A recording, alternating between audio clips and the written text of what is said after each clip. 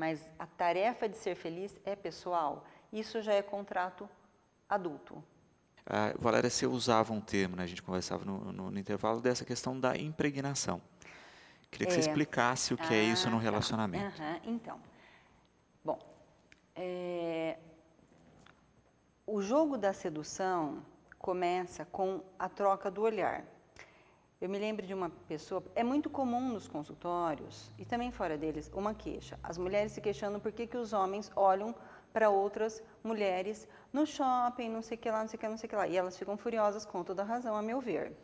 Aí uma vez uma pessoa me explicou numa sessão, falou assim, não, Valéria, não é questão de olhar. Olhar pode, o que não pode é cruzar o olhar.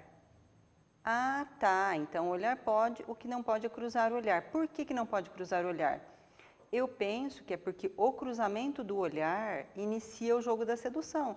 Eu estou olhando para cá. Do momento que você cruza o olhar com o olhar do outro, ali se estabelece o início do jogo da sedução. Então, o olhar pode, o que não pode é cruzar o olhar. Sim, e o jogo da sedução ele vai ser sempre um jogo de esconde e acha, né? Que o grande momento é o acha-acha. E aí, os casais vão, então, gradativamente jogando esse jogo e aquecendo a relação.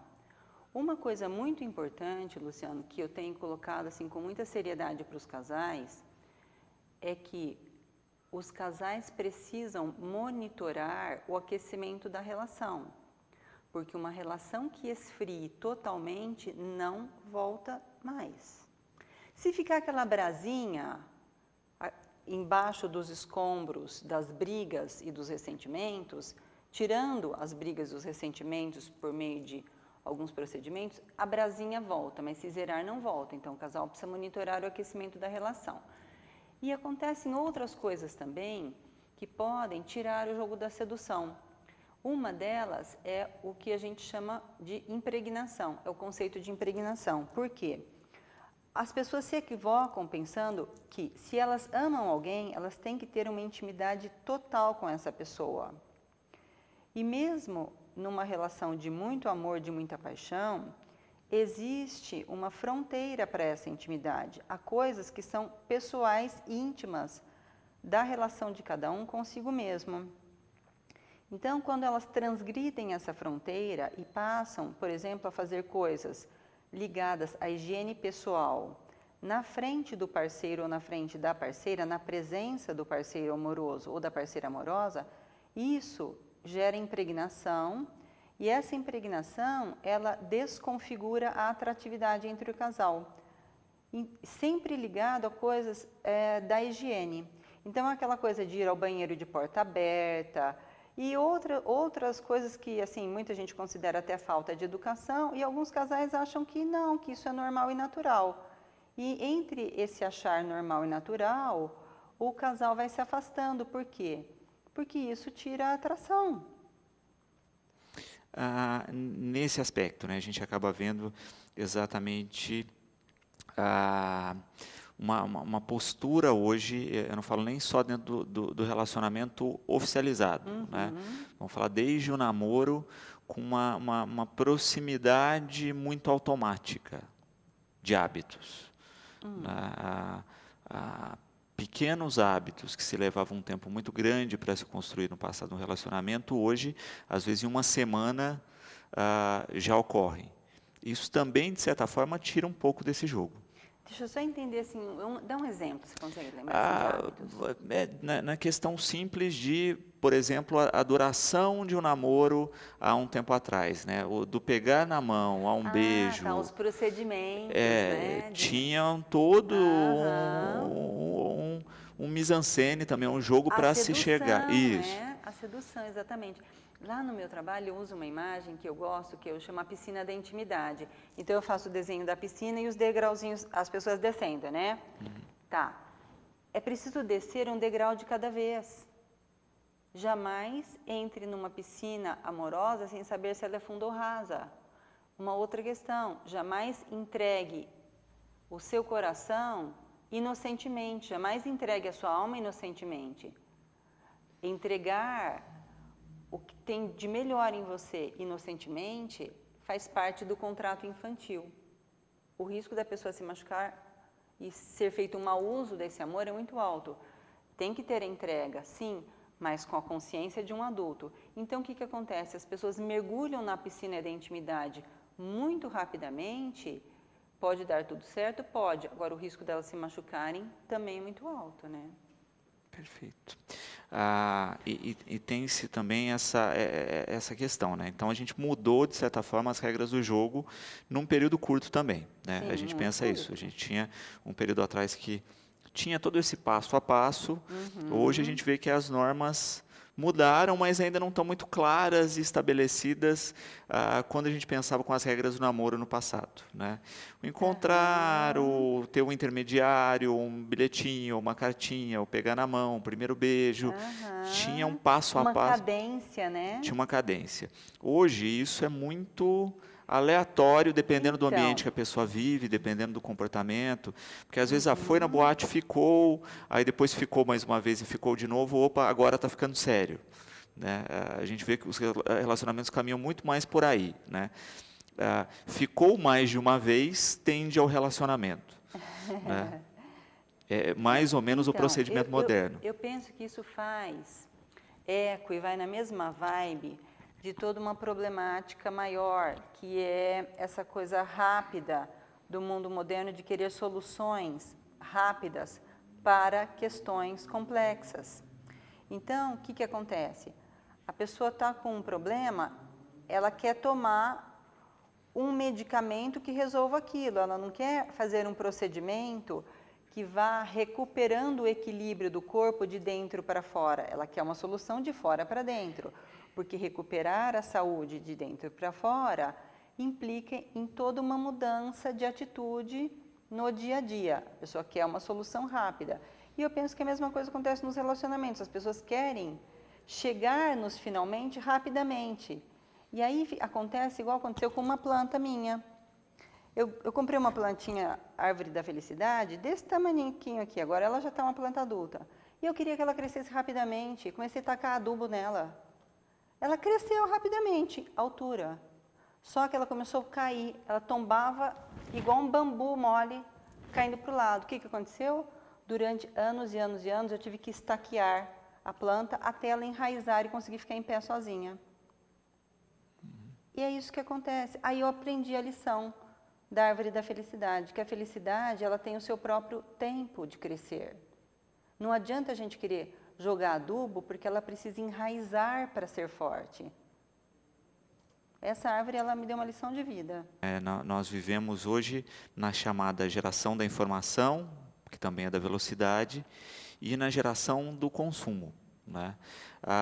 E eu fico pensando até que ponto os relacionamentos não estão sendo vistos nesse pé, né? A frase que a gente mais observa hoje quando se trata de relacionamento nas redes sociais, principalmente quando a coisa não vai bem, é a chamada "a fila anda". Colocando o relacionamento no pé de descarte, retomada, como se você pudesse ter essa questão que a gente tem no consumo, né? Olha, eu provo determinada coisa, não está boa, eu descarto, vou para outra, como se o relacionamento também estivesse nesse pé. É como se o relacionamento estivesse nesse pé. E, se a gente puder observar, nunca tanta gente usou drogas lícitas e ilícitas. Por que será, né?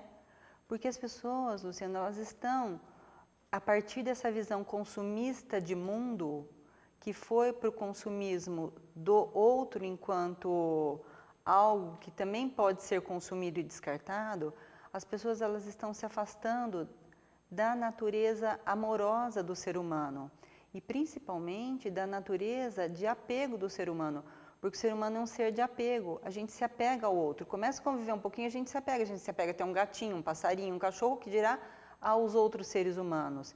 E isso está sendo violentado no ser humano atual, o ser humano está desconsiderando que ele é um ser de apego. Esse troca-troca desconsidera então esse aspecto. Ao se afastar da sua própria natureza, surgem os sintomas. As pessoas não dão conta de viver um ser humano que elas não são e elas estão querendo ser. Esse ser humano artificial e descartável. Então elas vão se violentando e nessa violência elas vão sintomatizando. Quanto mais o ser humano se afastar da natureza externa, da mãe natureza e da sua própria natureza, mais ele vai se desequilibrar. Esse não é o caminho da felicidade. O caminho da felicidade é uma retomada da natureza humana, na sua essência, amorosa, fraterna. E se percebe isso também, né? Como se as pessoas não entendessem que agir nesse procedimento também te coloca dentro do procedimento. Ou seja, da mesma forma que você descarta em escala, você pode passar a ser o objeto descartado. Porque é um jogo, é igual um jogo de xadrez, tem aquelas regras. Sai o peão, na próxima rodada pega o peão de volta. É um jogo, o jogo tem essas regras. Agora, aí que está uma coisa interessante, que é poder se afastar disso a partir do caminho de dentro, de falar, isso não me pertence, eu não quero isso na minha vida. Aí a pessoa sai da roda da repetição, até kármica, né? Repetição, algumas religiões falam kármicas, na psicologia a gente fala na roda neurótica, e falar, não, esse caminho não me serve, eu vou buscar o caminho daquilo que faz sentido dentro de mim.